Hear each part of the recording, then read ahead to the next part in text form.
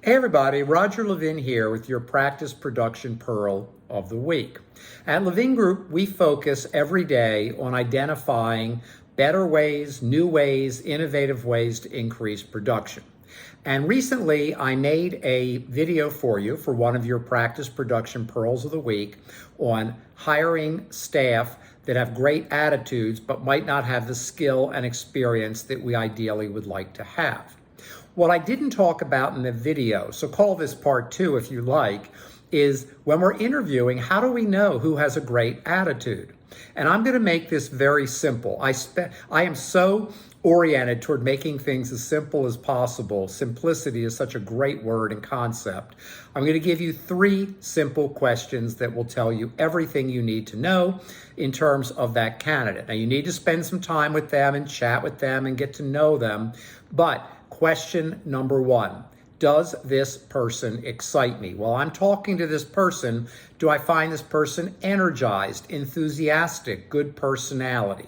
Question number 2, would I like to have dinner with this person? If you're sitting there thinking, oh my gosh, dinner would be painful with this person, do not hire this person. They may be a nice person. They may be a good person. They may have great values, but they don't belong in your practice. And number 3, the third question is, how will this person treat our patients? That's a key question. And you want to ask that question because you only want people in your practice that are oriented, they may not know how, but are oriented toward giving 5-star customer service to every one of your patients. When you hire people with great attitudes that are motivated and self-disciplined, you do not have to manage them. I have a friend who runs a very successful company with a very small team of executives. And he was telling me his policies after the pandemic. The policy on working from home versus in the office was do whatever you want. The policy on dress after the pandemic was dress any way you want. The policy on setting deadlines was never miss a deadline.